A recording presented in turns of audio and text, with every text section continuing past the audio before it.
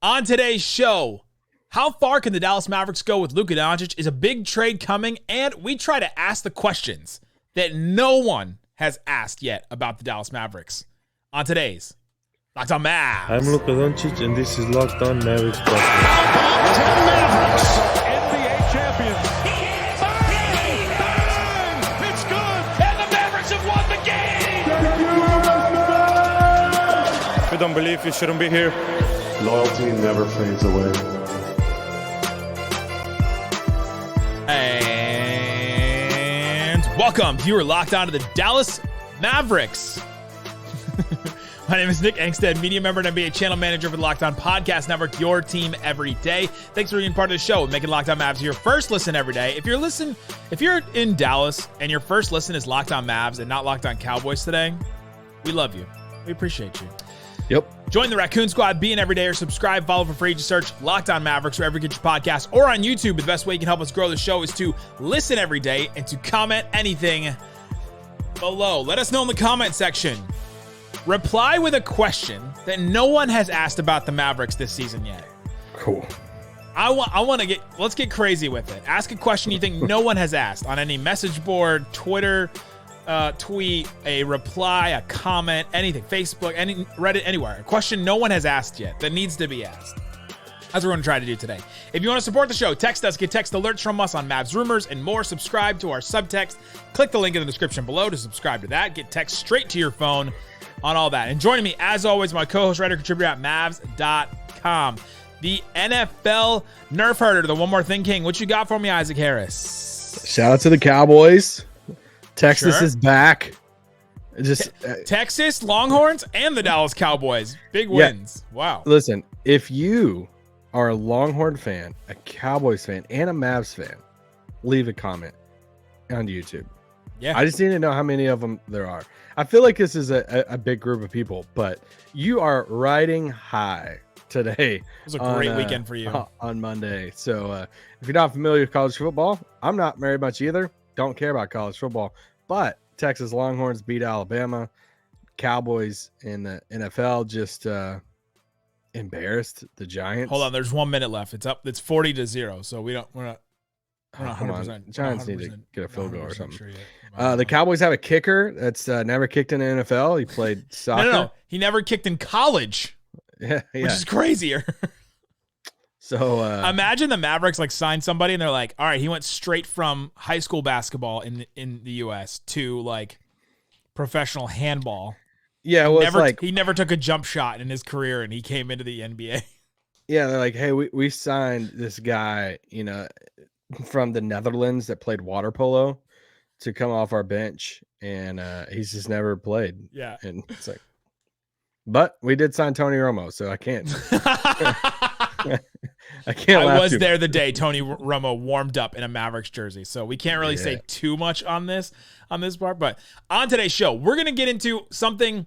I'm gonna try something new. We're gonna try to ask each two questions that no one has asked about the Mavericks yet. Isaac and I see the most stuff that people say and ask and talk about the Mavericks. We've seen the discourse. We are part of the discourse. We're all in it. And so we want to try to ask two questions each that no one has asked about the Mavericks yet. We haven't told each other what these questions are yet. And so we want to do that. Reply with your question if you think that there's one that no one has asked yet. Like, hey, why isn't anyone asking about this? Why isn't anyone talking about this? Reply with it. You added a little caveat there at the end of in the intro, because you said a question that nobody's asked that needs to be asked. I don't think all of mine needs to be asked. But I tried to make them at least relevant, because then why would you listen to this, right? Yes, no, I can ask the question. Listen, is Jason Kidd going to be coach of the year next year? Does that need to be asked? I mean, I have 5 questions, but I'll narrow it down to 2. I was gonna say I have 8, but I narrowed it down to my 2 best ones. Okay. I did the Jim and Dwight thing where Dwight goes, write down your best 100 ideas and then throw them all away and write another 100 and then narrow that down to your best 40 and then give me your best 40. Your best 40 Makes ideas. no sense. All right, my first one. I'm ready. I don't think anyone has asked this question. Someone somewhere probably has, because there's so much talk about this player. Okay. Can the Mavericks win a title if Luka never changes? If Luka stays the exact same way, with the last taste in our mouth of Luka right now, I'm trying to figure out if I understand this game. Is him against Canada, and everyone's assuming he'll get older, he'll get better, he'll get over this. He'll get over this whining, complaining. He'll get over the conditioning. What if Luka stays the exact same? Can the Mavericks win a title? Is it possible for them to win a title if Luka never changes, never gets better at the whining, complaining to the refs? His conditioning stays about the same, which is, right now where it is. It's better than it was last year, but he's still about the same shape that he was, in the last couple of years of his career. What if he never changes? Luka just stays the exact same way. First team All-NBA still. Like all those caveats, still first team All-NBA, but doesn't take another step forward. Can the Mavericks win a title with him? Do you want me to answer it now? Or yes. Oh, okay. I didn't know if we were yes. On today's show, we're gonna ask rhetorical questions that we don't try to answer. And we're not gonna answer. No, we're just gonna talk about the discourse around the question. Just gonna ask the question. Why the question hasn't been asked. Yes, I think they can. They should be able to. Like, if you are let's just take the names out of it. If you're an NBA franchise that you have a young star that has already been 4-time first team All-NBA, and like take everything out of that. If you can't get them to the finals, then I think that's more of an issue on the other side than it is for Luka. So yes, in a perfect world, all the stuff that we want Luka wants to accomplish, right, of being one of the all-time greatest players and all this stuff, there's probably a little bit of an easier route maybe on his part if he gets in better shape and he stops complaining, all that stuff. But yes, they should be able to win a title at some point in his career. If he never changes and never changes any of that, you should be able to put a team around an All-NBA guy to win a title. So we're saying Luka is in his prime right now. This is it. Like, if he never changes again, he's prime. This could be peak of his career, and they could win a title. Because I agree with you. I went back and forth on this. Like, well, it's always going to hold him back. And then I just thought back to all the playoff games that we've seen from Luka. And just, if you say that this answer is yes, the Mavericks can win a title if Luka is just the same, then you're saying that it's a complete indictment on the roster around Luka. And that's what I think too. Like, that's what I think about this, is that the roster has just been bad around him or not good enough to win a title. And that's totally true. This isn't a Jason Tatum situation where he's had this roster around him that's been good. It's not a Joel Embiid situation where he's had another All-NBA player next to him and he just can't. He comes up short in the playoffs time and time again. The Embiid side, and Luka has raised his game in the playoffs year after year, and except for this past one.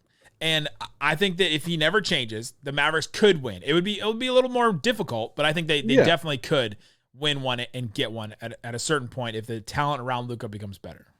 Yes, definitely more difficult, but it could happen. Absolutely. That's my first one. Do you think that, okay, let's do the follow-up on this.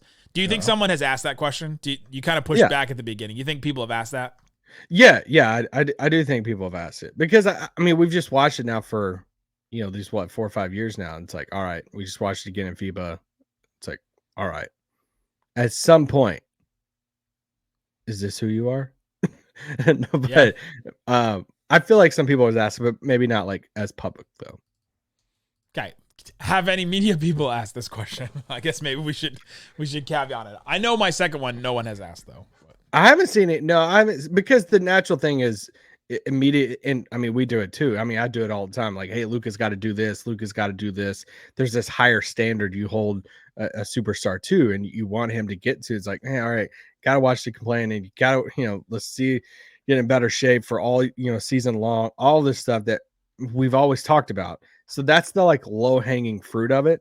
Sure. But I think both can be true at the same time. I think you can say, hey, these are the things Luka has got to get better at, while also saying, yeah, but the team, at some point, year 6, 7, 8, 9, like if you get up to these years and you still haven't put a title contending roster around that guy, then it's that becomes the issue. And then that's the question that we're asking now. Coming up is a big trade coming for the Dallas Mavericks. It's a question. We're going to continue to try to ask questions that no one has asked yet. We'll ask that question coming up. But before we do, let me tell you about Ibotta. If you're picking up burgers and dogs for the last hot day of the summer, hopefully, oh my gosh, it's coming. The lack of heat in DFW is coming. You already know that you're going to pick up groceries each week. You already know that you're going to these stores. You got to pick up something at Lowe's, Macy's, Sephora. You've got to pick up stuff at these places, Best Buy even. If you already know that you're going to do that, Ibotta can help you out. They give you cash back on hundreds of grocery items, from produce to personal care to pantry goods. So you can beat inflation no matter what you're purchasing. Either link your loyalty account or upload your receipt after you go shopping and get your cash back. It's that easy. Right now, Ibotta is giving our listeners $5 for just trying Ibotta by using the code LOCKED when you register. Go check it out, IBOTTA. Just go to the App Store, Google Play Store, and download the free Ibotta app and use the code LOCKED, LOCKED, just one word. That's Ibotta, IBOTTA, in the Google Play or App Store, and use the code LOCKED. Next time, don't wait till it's 3 seconds left to talk. Thanks, everybody, for hanging out with us on Locked On Mavs, being part of the show, part of the Raccoon Squad, being an everydayer. We appreciate each and every one of you. Tomorrow, we'll be back with more Mavs talk. We've got, we'll probably do some position rankings. We want to see where the Mavericks guards and wings and bigs stack up in the rest of the NBA. We've done this year after year. It's a good exercise to see where they stand up. And so we'll probably do that this week and have more. Oh, we're getting close, Isaac. We're getting close to actual Mavericks games. We are as of right now, if you're listening to this on Monday, we are 3 weeks away from Media Day. It's Friday the 29th. Under a month away from the Abu Dhabi games. I'm so excited. All right, Isaac, give me your first question you think no one has asked about the Mavericks yet. Yeah, I mean, once again, I think there's some people out there that's asked this question, but it is why isn't the Mavericks considered the number one option to trade for the next disgruntled star?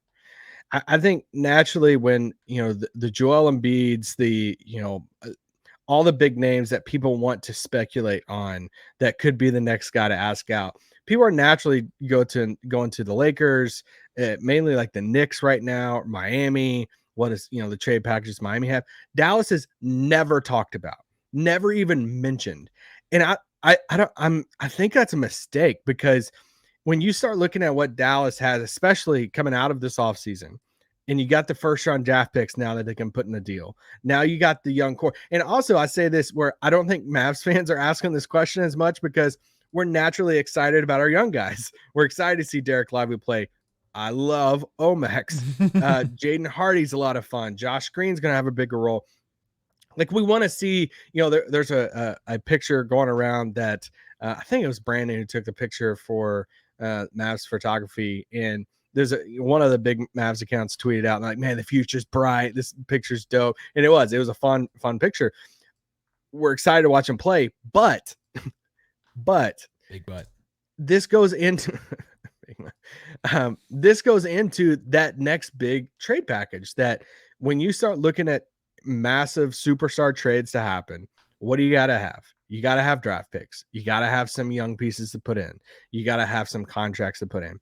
And now Dallas is kind of it has shifted back around after, you start looking at these big trades that they've swung with the, Porzingis and these different trades, to where now you look at what they have. They have a player's coach this time around. They have a Kyrie Irving, who people around the league love. Player's player. Can we start calling him a player's player? A player's player, yes. You have your superstar in Luka Doncic, and now all the other things to go. You have a guy in Mark Cuban that's going to go out and swing. You got Nico Harrison relationships. There's all of this stuff that is like it is the breadcrumbs on the table. What did I say? You said there's a guy like Mark Cuban who's going to go out and swing. Swing for the superstar. Let me clarify that. But the trade package alone, they have the young guys, they have draft picks now, and they have some contracts in a Tim Hardaway, Rashawn Holmes, Maxey, some of these guys that can add up to a big number. And they're just primed opportunity to go after, one of these guys. So I just think that they should be right there at the top for a team that is just primed to go all in for the next disgruntled star. Wow. I'm not saying they should, and I think it's dependent, right? Like, there's a reason why they're not going after Damian Lillard right now. Like, Dame and Kyrie, it's weird, all this stuff. But you can't, like, if it's somebody that's not a point guard, you can't tell me that Dallas doesn't have a legit shot at them if they hit the open market. The problem with that, as like, are the Mavericks one of the top teams, is you have these teams like the Thunder, the Rockets, the Nets, these teams that have traded, the Jazz, that have traded stars away and have gotten multiple draft picks back, where they can Nobody wants to go there, though. But they could still trade a bunch of draft picks. Yeah, of course, but I don't think Joel Embiid's posting a picture of Bricktown on his Instagram. Like, I mean, that's the thing. It's like Dallas has the appeal and the current pieces on the roster that, like, SGA is awesome, but I don't know if SGA is enough pull to bring somebody to OKC. So you're talking Luka. He got Doncic, a bronze medal in FIBA. Like, that's true. I love SGA. I'm not taking any shots at SGA. It's like you have a top 5 player. You also have Kyrie Irving, who everybody loves players wise. So it's like all the Jazz, OKC, Pelicans, those guys of the world, that those teams just don't have all the stuff that I think Dallas has. Yeah, it all depends on these young guys. If a Jaden Hardy can take another little step forward and he can seem like, okay, maybe this guy, he could be the Tyrese Maxey, where Tyrese Maxey would be a big trade chip right now if the Sixers decided to go that route and decided to trade him. But they're not going to, because they really believe that he can take a next step forward. If Jaden Hardy takes that sort of step forward this year, all of a sudden he looks really intriguing. Omax, Derek Lively are incredible pieces that every championship team or rebuilding team needs around some of their star players and scoring guys. So I'm with you that I think that, and the Mavericks are going to have some draft picks here to trade. Right now they can trade one, the 2027 pick. After next draft, I think they can, or at next draft, I think they can do 2.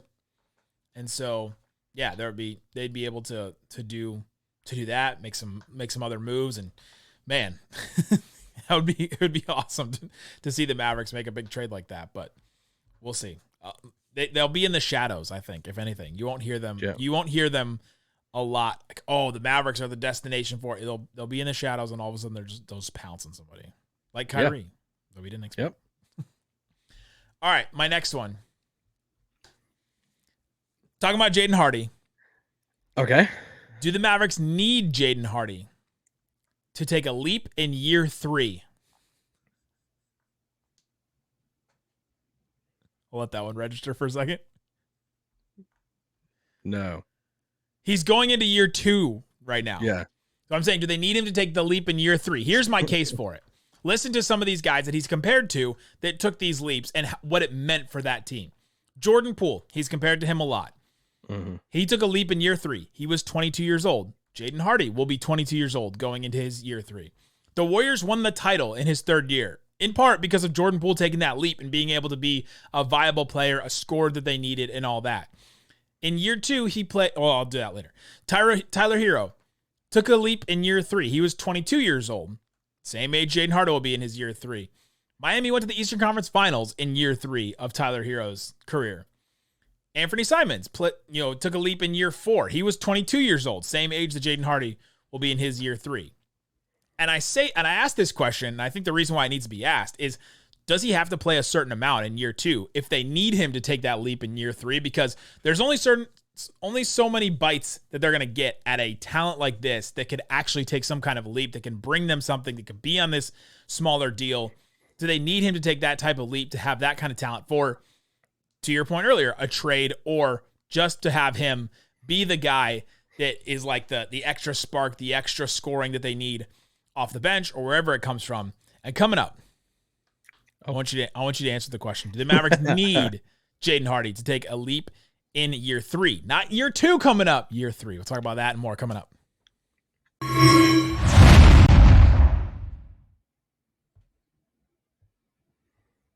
Party. Let's go party.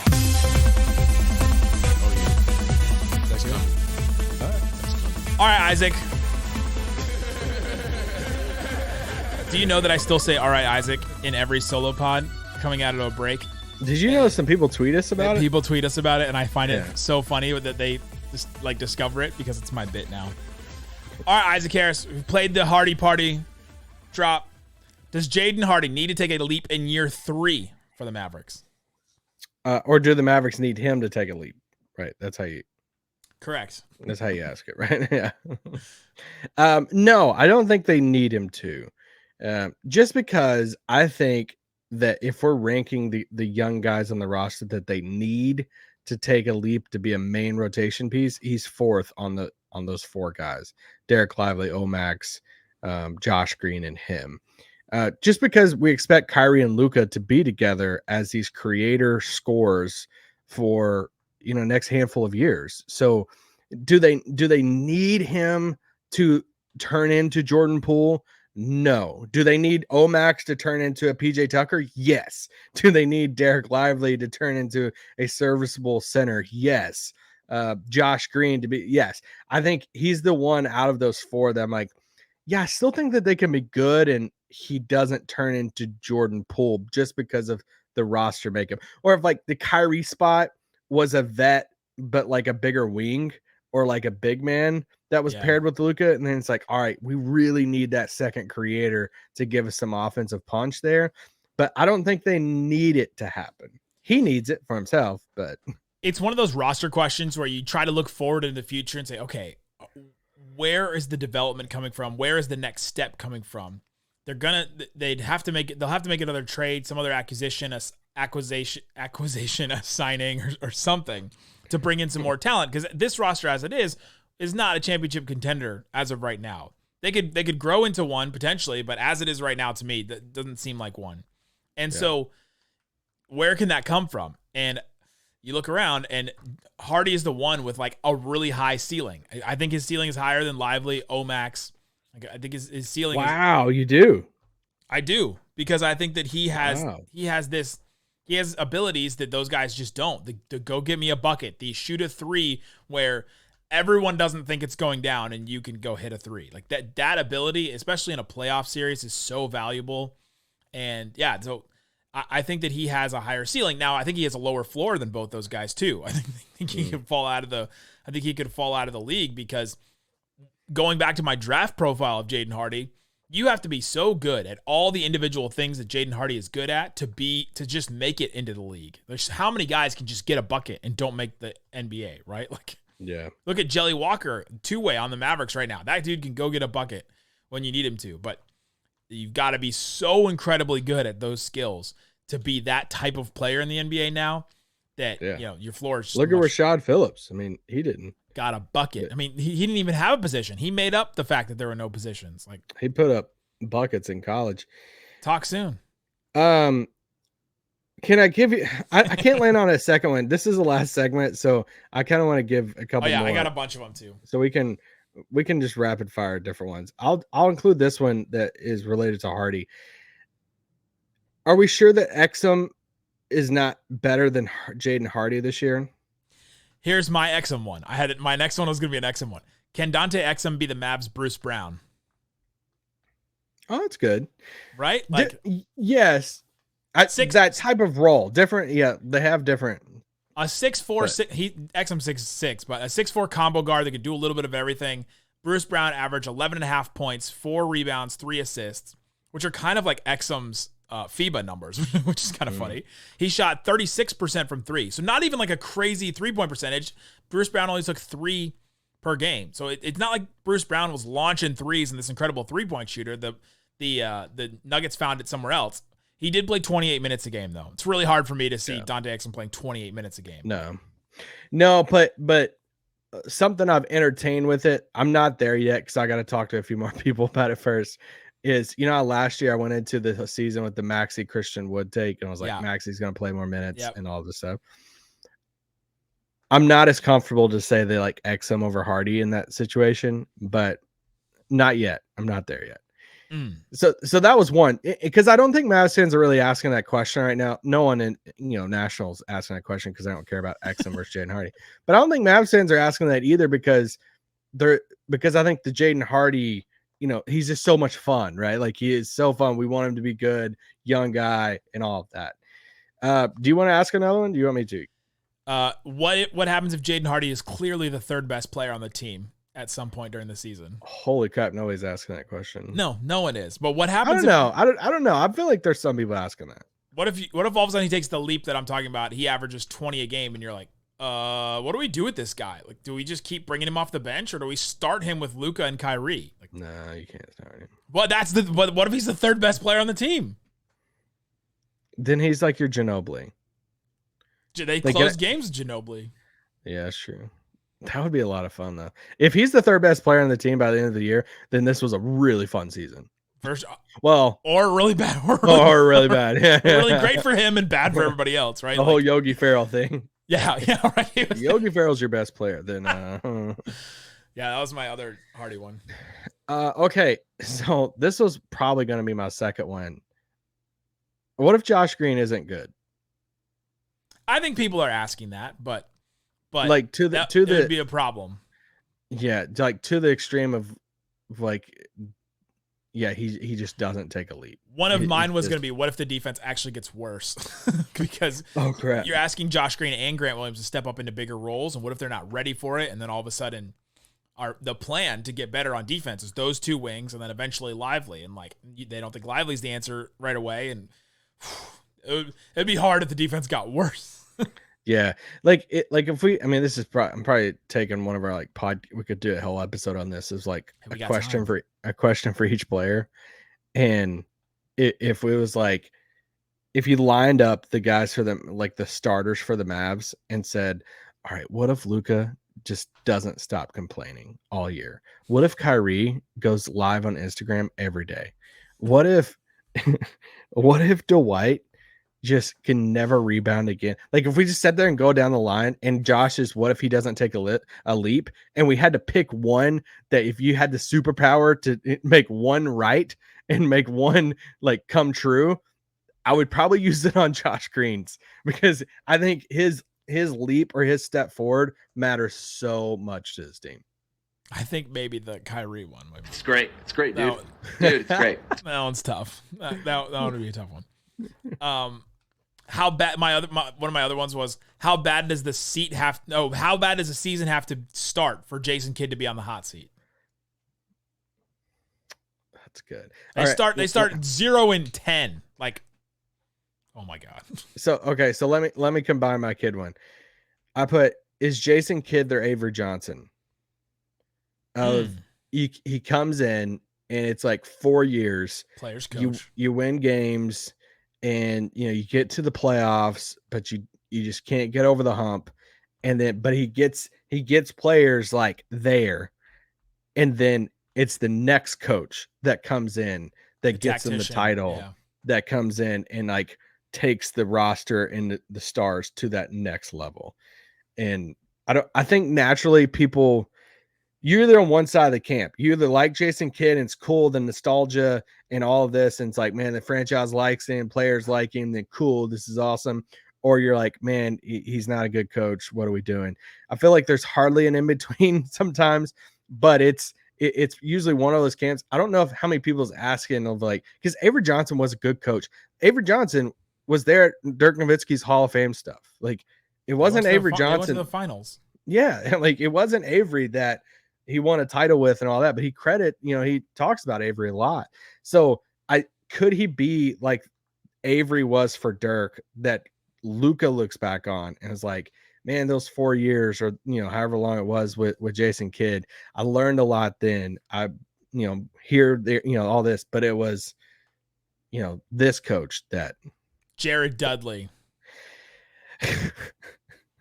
I don't know about that. I love Jared Dudley. I have three more that holy crap. I have one. I was writing down ideas left and right. Okay. Are the Mavs a worse rebounding team now? No one's really asking that. They might be. They lost Christian Wood, and now Grant Williams in the starting five, and he's not that great of a rebounder, and still Dwight Powell, and team might be worse rebounding. You're playing Hardy, Seth Curry, and Tim Hardaway minutes, you think, and you might be a worse rebounding team. Until they get Capella before the season starts. My other two were connected. Who's the leader on this team? And then Kyrie. Who are the Mavs culture setters? I was listening to Locked On Nuggets, and they did an episode about the Nuggets culture and what the Nuggets culture is. and I was curious who you think the Mavs culture setters, but that's for another day. Well, I had one I was workshopping. I couldn't land on it. What if the vibes never come back? Yeah, and they don't have any culture setters. Just like the vibes from, it's a few years ago now that were so fun in that Western Conference run. It's like, can they get back to those vibes? The immaculate vibes. And who's setting those vibes? All right, here's my last one. Speaking of which, Boban just signed back with the Rockets today. So that was sad. He was part of the vibes. Okay, I haven't seen anybody ask this, but in the midst of Dwight Powell's free agency, and he flirted with Houston, and it's like, I'll stay in Texas because Texas is back. And no, I didn't hear anybody ask the question, if Dwight went to Houston, would Luka have went back to 7? That's a good question. He wears 77 with Slovenia, so it makes me think that he would stay with 77. But I think he would too. It's also now like his logo, right? So yeah, but I mean, yeah, it would still make sense though if he went back. I feel like it's just like kind of part of him now. I remember doing that feature story on Mavs.com with Dwight, and I remember asking him about it, and it just didn't fit in the story, so I ended up cutting it about if Luka asked for 7 and all of that. And he had a fun vet answer for it, but now that's a long time ago. So I don't know. He probably wouldn't. I guess there's probably some Slovenia listeners listening. Like, he's talked about this, and yeah, he wouldn't go. The other thing is, if you're going to change a number, this would have been the offseason to do it because everybody changed their number. Tim Hardaway, Kyrie, like a bunch of guys already changed their number just out of nowhere. Well, he couldn't because Dwight still has 7, so he could have demanded it. There you go. How pissed would Mavs fans be if he just actually said, he's like, yeah, I mean, as long as Dwight's here, I'm still going to stay 77 and not. I was like, no. Do Mavs fans care that he's 77 and not 7? Like, I think sevens is fine. I feel like there's some. I mean, I think a single number looks cleaner, but is a double number slimming or is one number slimming? Does it, Dude, like vertical stripes? 00 is a new trend. I saw a thing about how many of the top rookies from this past draft class. 00? Yeah, there's a bunch of rookies that picked 00. Huh. I bet y'all stayed for the end of this podcast for that talk. Numbers talk. Next time, don't wait till it's 3 seconds left to talk. There you go, guys. Let us know in the comment section. Reply with a question that no one has asked about the Mavs yet. I'm curious to see if anyone gets one that hasn't actually been asked yet. Guys, thanks so much for listening to Locked On Mavs. Peace out. Boom.